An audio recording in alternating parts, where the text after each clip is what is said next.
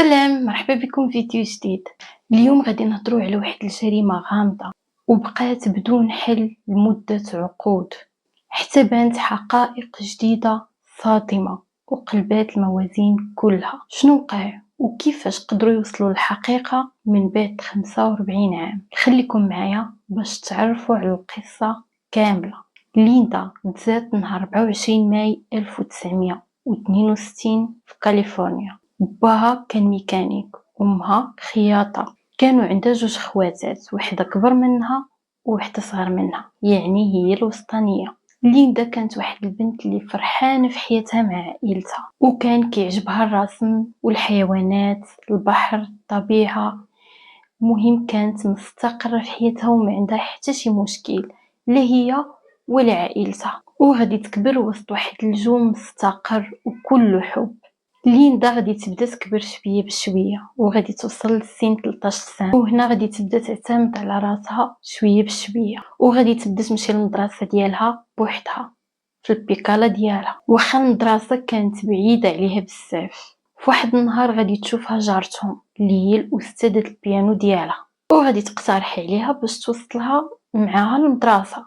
ليندا وافقات ومشات معاها في الطوموبيل، ولكن ما داتش البيكالا ديالها.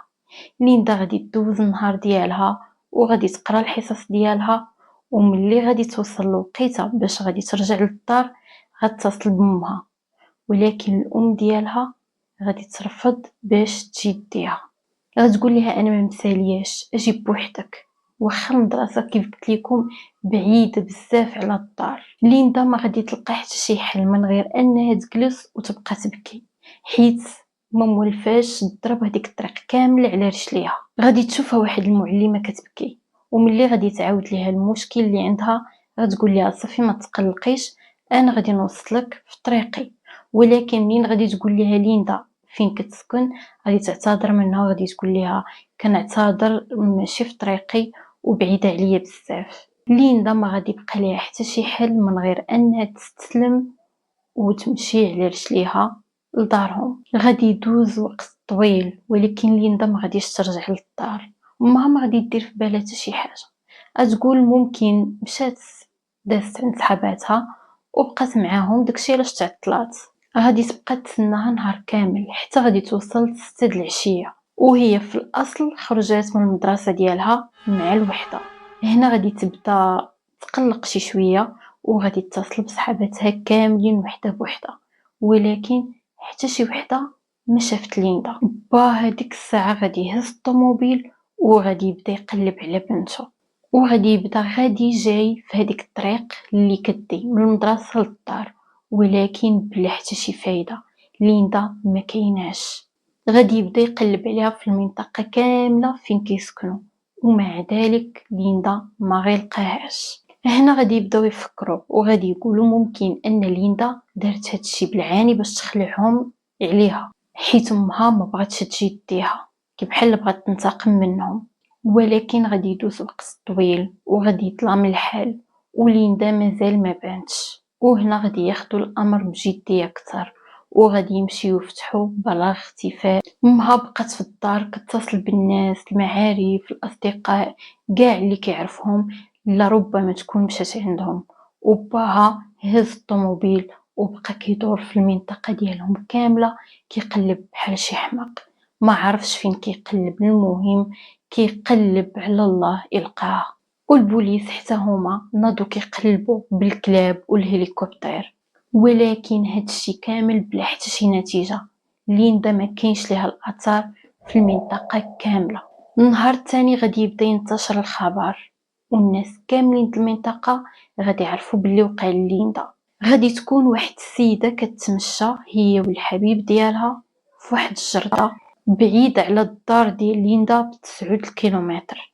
هذيك الجرده فيها واحد الواد صغير. المهم هاد الجوج وهما كيتمشاو غادي تبان ليهم شي حاجه فوق من هذاك الواد، وفاش غادي يقربوا ليها غادي تبان ليهم جثه ديال بنادم فوق الماء، وكانت جثه ديال بنت صغيره. وهنا غير شافوها عرفوا ان هذيك الجثه 100% ديال ليندا، حيت بحال اللي قلت لكم قبل الخبر كان انتشر في المنطقه كامله، غيتصلوا بالبوليس وفعلا فاش غادي يجيو غادي يتاكدوا ان هذيك الجثه ديال ليندا كانت باقا لابسه الحوايج ديال المدرسه وحداها مليوحه الشكاره ديالها، ولكن كانت حفيانه من رجليها ما لبساش الصباط ديالها. الطبيب الشرعي غادي يقول لهم ان سبب الوفاه هو الخنق، وماتت ما بين 11 ديال الليل وجوج ديال الصباح. وغادي يلقاو DNA ديال شي حد غريب على الحوايج ديالها. غادي يبداو يحقوا مع الناس اللي كيعرفوها، مع التلاميذ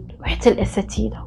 وحده من التلاميذ غادي تقول لهم انها شافت ليندا فاش كانت راجعه للدار، وكانت كتمشى حداها واحد الطوموبيل بشويه بحال السرعه اللي كانت غادا بها ليندا غادا بها ديك الطوموبيل في الجنب ديالها، ولكن ما شافتش شنو وقع من بعد. وواحد المره واحده اخرى هي والبنت ديالها غادي يقولوا للبوليس انهم فعلا حتى هما شافوا ليندا كتهضر مع واحد مول الطوموبيل. هاد المره كانت كتعرف ليندا مزيان وعارفه الطبع ديالها، وعارفه انه مستحيل تهضر مع شي واحد ما كتعرفوش. داكشي علاش فاش شافتها كتهضر معاه قالت ربما من العائله ديالو، وما تدخلاتش وما سولاتها على حتى شي حاجه. بقات حاضيها من بعيد حتى شافتها ركبت معاه في الطوموبيل ومشاو بجوج بيهم. البوليس غادي يطلبوا منهم باش يوصفوا لهم هذاك الراجل، غيقولوا لهم كان بيض والعمر ديالو بين 24 حتى ل 30 عام، شعره زعر ومكريبي ووجهه طويل. اما الطوموبيل فما كانوش رادين ليها البال وما عقلوش عليها كيفاش دايره، ولكن قدروا يعرفوا من الناس واحد اخرين الموديل ديال هذيك الطوموبيل اللي كانت مع ليندا. ولكن هاد المعلومه ما غادي تنفعهم في حتى شي حاجه. من بعد ما غادي تدوز واحد المده غادي تبان لهم شاهده جديده، غادي تقول لهم بانها مع 10:30 ديال الليل سمعات واحد الصوت ديال الغوات، ومن بعد غادي تقطع هذاك الصوت وسمعته بالضبط في البلاصه فين لقاو الجثه، حيت كانت ساكنه قريبه من تما. وواحد الراجل واحد اخر غادي يقول لهم حتى هو واحد المعلومه، قال لهم في هذاك الصباح فين لقيتو الجثه كنت جالس كرسم، وملي شاف البوليس مجموعين في هذيك البلاصه ناض باش يشوف شنو كاين. غادي يلقى واحد الراجل واقف تما وبين عليه باللي كان مخلوع بزاف. فاش سولو شنو واقع قال لي باللي لقاو واحد الجثه ديال بنيته صغيره. كيفاش هاد الراجل قدر يعرف بان البوليس لقاو جثه ديال بنت صغيره وهو كان بعيد بزاف وما كيبان ليه والو؟ وفاش غادي يوصف لهم هاد الراجل غادي يلقاو انه متشابه مع الوصف اللي عطاتهم هذيك المراه هي وبنتها. وهنا غادي يتاكدوا بان هذاك هو المجرم اللي كيقلبوا عليه. غادي ينشروا هذاك الوصف ديالو باش الناس الا تعرفوا عليه يبلغوا به. ولكن من بعد ما غادي تدوز يومين غادي يجي عندهم واحد الولد في عمره 18 عام وغادي يسلم راسه وغادي يعترف لهم بالجريمه. البوليس غادي يبقاو يحققوا معاه لمده 7 ساعات وفعلا غادي يتهموه بالجريمه. وهذا الخبر غادي ينتشر في المنطقه كامله والناس كاملين غادي يفرحوا، حيت واخيرا المجرم غادي ينال الجزاء ديالو. ولكن من بعد ما غادي تدوز 3 ايام غادي يطلقوه، حيت غادي يلقاو الاقوال ديالو مختلفه على هذاك الشيء اللي كان عندهم. البوليس ما غاديش يستسلموا وما غادي يحبسوا حتى شي نهار من البحث ديالهم. من بعد ما غادي يدوز شهرين على الجريمه غادي يجيهم بلاغ من عند واحد البنت. هاد البنت قالت لهم باللي كنت كنتمشى حتى جا واحد الراجل خطفني وداه لشي بلاصه تعدى عليها ومن بعد تلقى. هنا البوليس غادي يربطوا هاد القضيه مع ليندا وغادي يفكروا انه ممكن يكون نفس الشخص، وفعلا غادي يقدروا يوصلوا لهداك الشخص اللي تعدى على البنت. ولكن من بعد ما غادي يحققوا معاه غادي يكتشفوا انه ما عنده حتى شي علاقه بالجريمه ديال ليندا. غيدوزوا شهور وسنوات والمجرم ما بانش ليه الاثار حتى لسنه 2001، يعني من بعد 28 عام على الوفاه ديال ليندا. البوليس غادي يطابقوا العينات ديال الحمض النووي المجرم مع العينات اللي عندهم، ولكن ما غادي يلقاوهم الطابق مع حتى شي واحد حيت المجرم ما عندوش سوابق. بقات القضيه على حالها حتى لسنه 2018. العلم غادي يتطور وغادي يوليو يقدروا يتعرفوا على الشكل ديال الشخص من الDNA ديالو، وفعلا غادي يخرجوا واحد الوصف ديال واحد الراجل في عمره 60 عام. وفاش غادي يقارنوه بالوصف ديال الصورة اللي عندهم غادي يلقاو كاين تشابه كبير.